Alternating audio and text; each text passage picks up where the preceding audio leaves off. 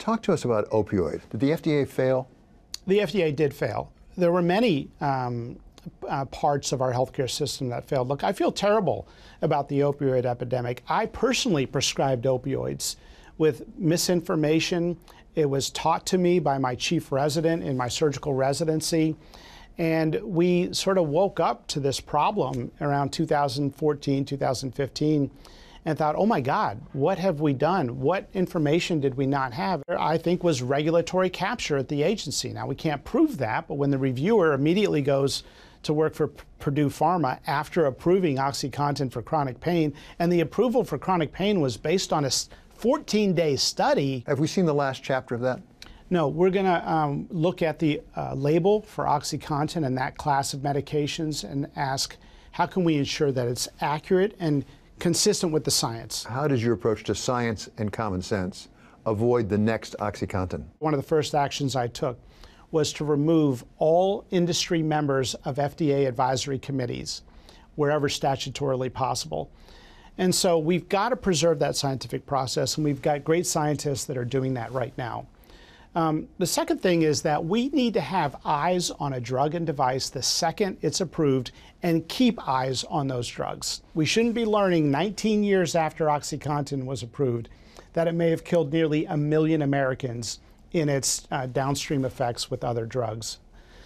We should be able to approve a drug and with big data, go into big data with our eyes, with our epidemiologists, and watch a drug to see if there are safety signals that emerge. One of the broken things about the FDA that I learned just last week was that bureaucrats at the FDA had the ability, a small group had the ability to block a safety epidemiology study by our own safety epidemiology team. And so we are announcing we're getting rid of that ability to block a safety evaluation. And we want that safety team to work freely without any barriers. There's a bit of a conflict of interest. If you're the team that approved a drug, you may not want to be embarrassed to learn that there's a safety signal down the road. What can the FDA do about reducing childhood obesity? So we're doing an inventory of all the chemicals in the U.S. food supply that children eat that are banned in Europe. We're going through them one by one. We're doing an inventory. We have a new office for post-marketing assessment, challenging this old notion, this old regulatory process that was called GRAS, that is, that some foods were generally safe. Well, this has become now applied to novel chemicals in the food supply where people do have significant safety concerns. One of the most controversial issues raised by Secretary Kennedy's new leadership at HHS has involved vaccines, with a group of medical associations suing this week over the withdrawal of some recommendations about coronavirus vaccines. Looking back now on COVID and the development of vaccines for COVID, was that a success story? Was Warp Speed a success story or not? I think it was a success story. Remember, when the initial vaccines were released, they were a very good match for the circulating strain at the time. There was low levels of population natural immunity, and we clearly saw a reduction in the severity of illness. But now we're 4 years out from those initial randomized controlled trials, and parents are appropriately asking, does my 6-year-old healthy daughter need 65 more COVID shots in her annual lifespan, that is 1 each year, or not? And that is a scientific unknown. We'd like to see a clinical trial. What about measles? Are you worried about chilling effect of the government really raising questions about some of these vaccines that cause people not to get vaccines they ought to be getting? Vaccines save lives. Let me be very clear about that. But we, at the same time, have seen a loss in public trust in doctors and hospitals. Why was that? In my opinion, it was because public health officials did one of the worst things you can do with the authority and power you have as a physician, and that is demand that people do something when you're not really sure, and you're not honest with them that you're not sure. Many of us think about the FDA for the D in the FDA, which is drugs, and particularly approval of new drugs. What parts maybe aren't working or you think you might be able to help fix? So not only have we spent a lot of time with individual reviewers, pulling them aside without their bosses and asking them, what have you always wanted to do here? What do you think could work better? We've done a national CEO listening tour now in 7 cities around the country where we're in the middle of it, where we're asking CEOs, what ideas do you have for a better FDA? We need an FDA that is user-friendly. Drug developers and inventors of new drugs are trying to figure out how do they get through this long, gnarly regulatory process.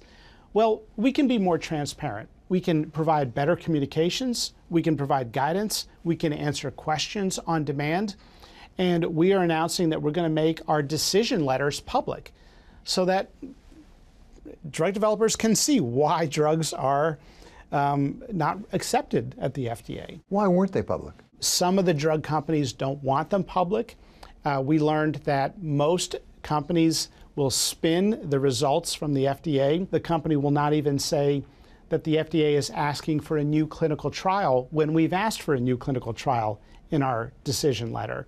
So there's an opportunity for companies to sort of spin the results, make it sound like, oh, the FDA got it back to us and they just want to see one small tweak. If in fact there's more disclosure about letters that say we're not approving your drug, could that help the rest of the industry make progress faster on developing the right drug? Absolutely. Look, we need more transparency. The FDA has been a black box, and companies have scratched their heads to try to figure out, what do the reviewers want? Why are they rejecting a drug? Did they actually reject it with a big rejection or just ask for a small modification?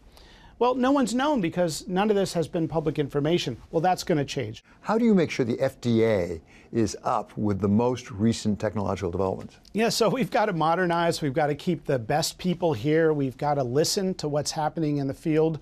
And AI is a good example of that. We're using AI to organize these gigantic applications that can be 100,000 pages. And we now have thousands of scientists at the FDA using it every day on their own volition. That is, it's an optional feature.